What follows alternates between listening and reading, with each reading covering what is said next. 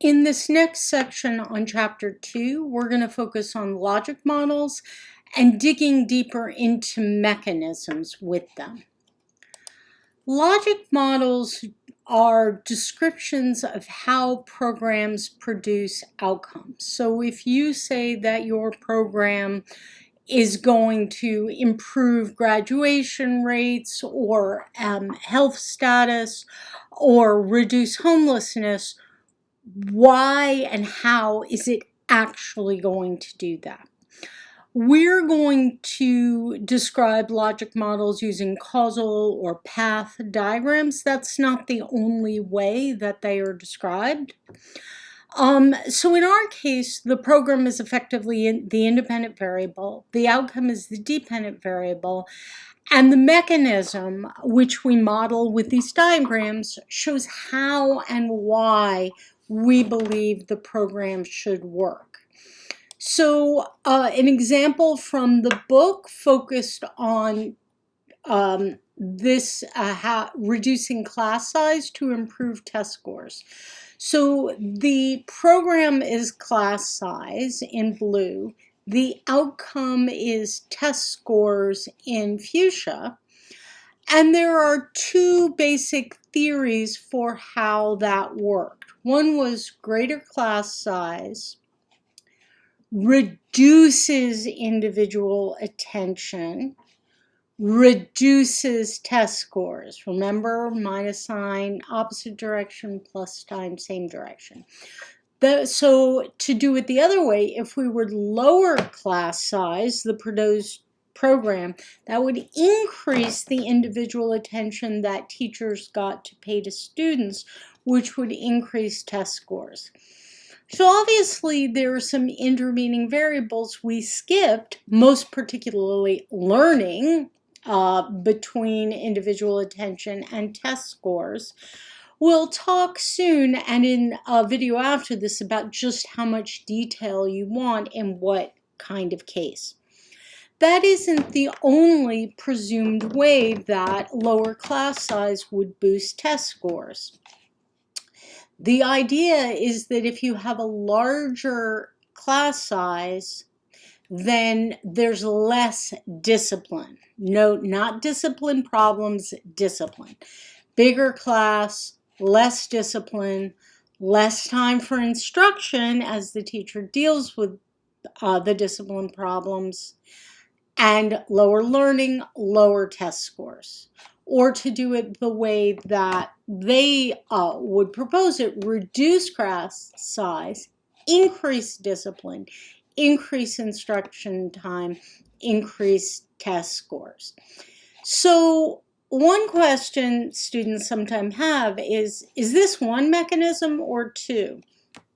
There's not a right answer to that. It depends on what you want to emphasize. It depends on your audience. It also depends on the extent to which you think these things interact. Maybe you think that more discipline can increase individual attention too. For the same reason, it could increase instruction time. So maybe you see these mechanisms as interrelated.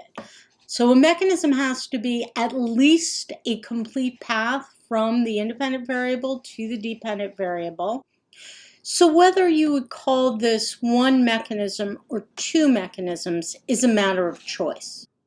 So people often react to these models by saying, class size, oh my God, so many other things have so much larger influence on test scores. It's more important how good the teacher is, teacher quality, or, student background, SES is everything. If the parents are well educated, they can help the students. If they're wealthy, they hire tutors. All of that can be completely true, and it's in no way contradicted by the logic model. Remember, these causes are meant to be a cause, not the only one. So we can, if we like, if we think it's important, put these other causes, other drivers of test scores outside the model like this. But even if we don't, if we just have this, it doesn't mean that we think that class size is the overwhelming or the most important driver of test scores. It's just a manipulable variable, something we can intervene as a matter of policy or practice, and we're interested in it. So, what are logic models used for? Well, they're used for a lot of things. They're used for program management and evaluation. They will tell you what to monitor. Should we be looking at the amount of individual attention? Should we be looking at the amount of instruction time? What variables should we look at to help us manage? And that can also be sort of intermediate outcomes for evaluation. Many funders insist on logic models for many reasons, including the fact that if you're asking for money to do your program, you really better have a very good justification for why it's going to work. Another tool for logic models, and one that I emphasize in my teaching, is brainstorming to develop and improve the programs. Really focusing on probing the mechanisms with lots of iterations. And in the next video, part 3, I'm going to go in depth on that. But it's also important to talk about logic models used for implementation. Not so much how and why does the program work, but what do we as the people implementing need to do to make sure that it actually happens. And those logic models focus on inputs. Those are like resources, so money, teachers, classrooms, just the inputs you need to do what you're supposed to do. And then there's activities. Teaching classes, grading essays, producing assignments, activities. And then there's outputs like classes taught, graded essays. Now, these are important, and they're standard for many logic models, and many of you may have seen logic models with that. But they're not our focus here. They are mostly different from the mechanism, which is the essence of whether a program could work. Of course, there's kind of a gray line between what's implementation and what's mechanism.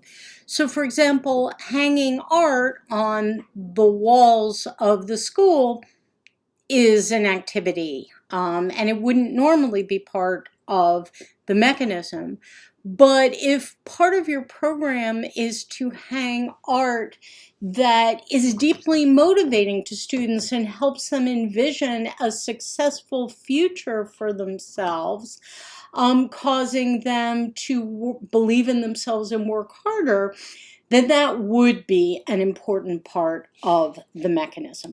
So now we're going to talk about how to create a mechanism-focused logic model. The first thing you want to do is start with only one program. We're trying to go deep, not broad, at least for the moment. Now, some programs have many, many components that do lots of things, and they may even work synergistically. But if that's the case, you want to start with one program component. Community policing, for example, is a lot of things, but you'd want to start with just the things that actively work towards engagement, like having officers walk a beat and get to know people in the community. There can be a higher level logic model, but start with just the one program or program component. You also want to start with just one outcome, or at most two very closely related outcomes that are basically affected by the same mechanism.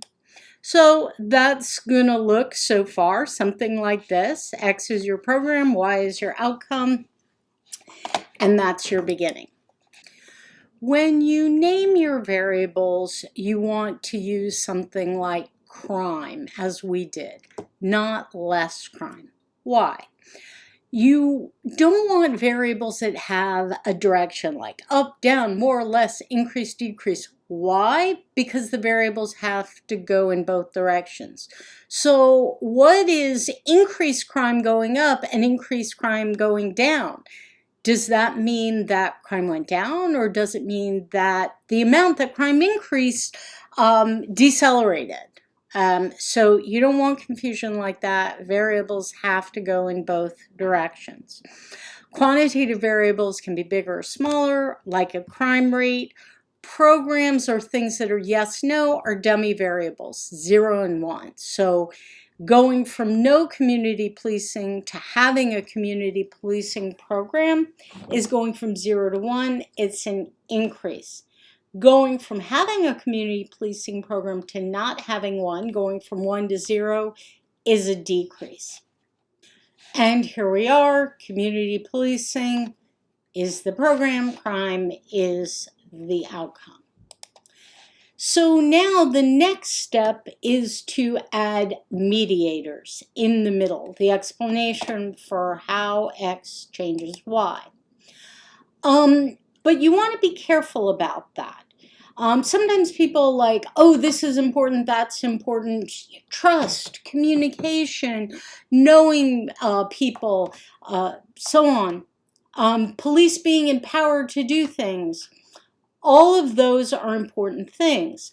But you want to think about how those variables are related to each other, to the program, to the outcomes.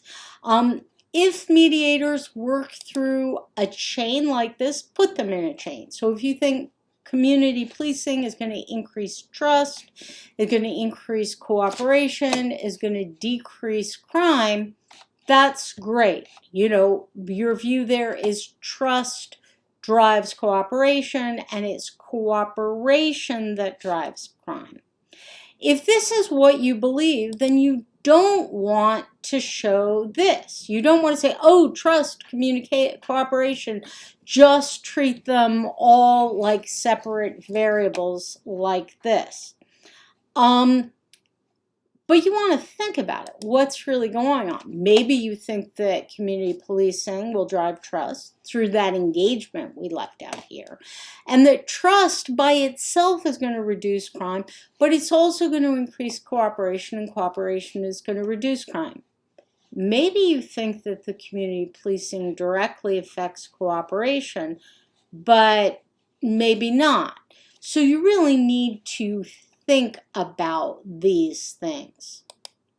You also want to remember to check the signs of the entire chain, right? So more community policing, more trust, more cooperation, less crime.